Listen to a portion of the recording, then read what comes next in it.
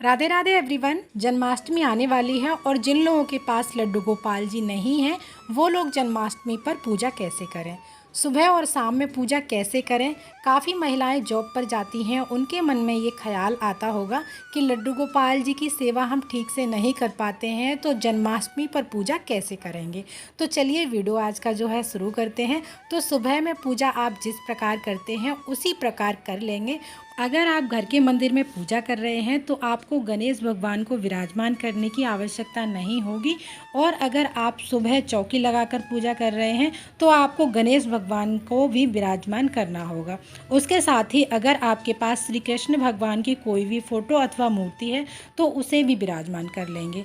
श्री कृष्ण भगवान और गणेश भगवान को विराजमान करने के बाद जल के छींटे लगाकर हम भाव रूप में शुद्धिकरण करेंगे।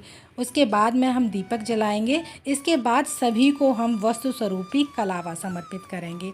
अब हम सभी को चंदन से और रोली से तिलक करेंगे। आप चाहें तो हल्दी से भी तिलक कर सकते हैं। इसके बाद तिलक पर हम सभी को चावल समर्पित करेंगे। जन्माष्टमी का पर्व श्री कृष्ण भगवान के 8वें अवतार के रूप में मनाया जाता है। इसे गोकुल अष्टमी के रूप में भी मनाया जाता है। इस साल 16 अगस्त को जन्माष्टमी का पर्व मनाया जाएगा। भक्त इस दिन कृष्ण रूप स्वरूप की पूजा करते हैं। इसके बाद अब हम सभी को फूल समर्पित करेंगे और अंत में भोग समर्पित करेंगे। पहले गणेश भगवान को भोग समर्पित किया जाता है, इसके बाद श्री कृष्ण भगवान को भोग समर्पित करेंगे। गणेश भगवान और श्री कृष्ण भगवान दोनों को हमें अलग अलग भोग समर्पित करना है, क्योंकि श्री कृष्ण भगवान के भोग में तुलसी दल रखा जाता है। तो पहले माखन मिश्री का भोग लगाएंगे, साथ ही 1 लोटा जल समर्पित करेंगे और दीपक जलाकर हम आरती करेंगे। तो पहले गणेश भगवान की आरती करेंगे, उसके बाद हम श्री कृष्ण भगवान की आरती करेंगे। पूजा आरती करने के बाद 1 लोटा जल सूर्य भगवान को समर्पित करेंगे। अब हमारी सुबह की पूजा पूर्ण हो जाएगी।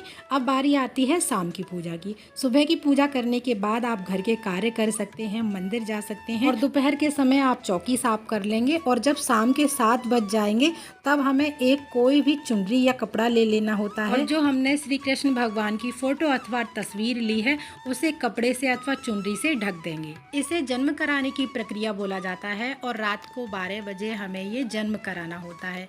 टीवी पर, फोन पर आजकल तो सब जगह पता चल जाता है श्री कृष्ण भगवान का जन्म हो चुका है, और मंदिरों में भी शंखनाद हो जाता है। रात के जब 12 बज जाएंगे तब हम ताली बजाकर, घंटी बजाकर श्री कृष्ण भगवान का जन्म कराएंगे।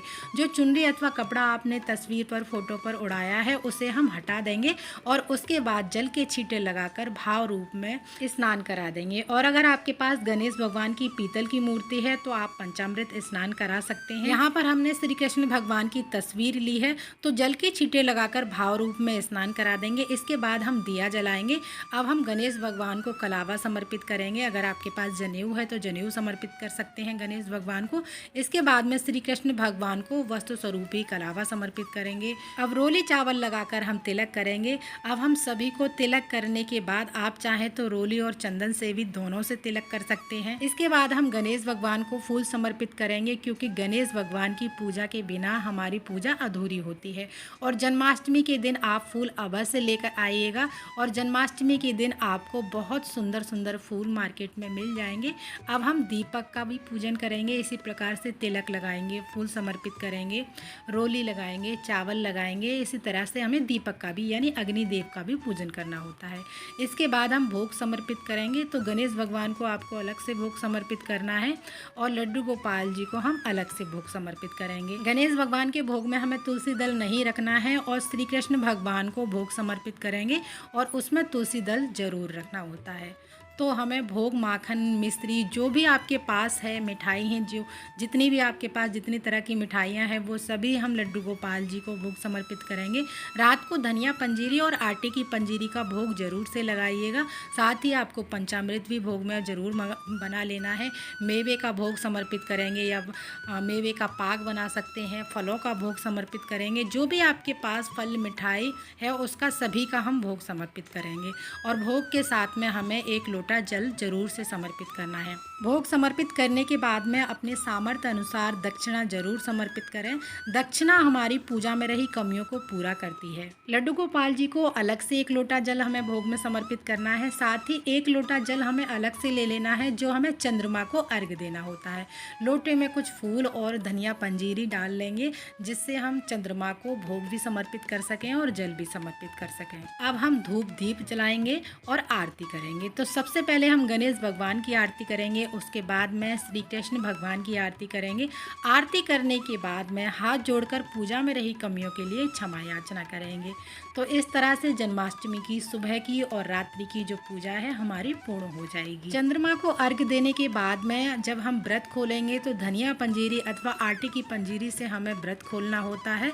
तो इस तरह से हमारा व्रत भी पूर्ण हो जाता है। इस बार जन्माष्टमी यानी 2025 में 15 अगस्त को जन्माष्टमी का पर्व मनाया जाएगा। तो बहुत ही धूमधाम से हम सभी कृष्ण भक्त मिलकर जन्माष्टमी का पर्व मनाएंगे, खूब सारी खुशियाँ मनाएंगे क्योंकि हमारे घर लड्डू गोपाल जी आने वाले हैं, उनका जन्म होने वाला है।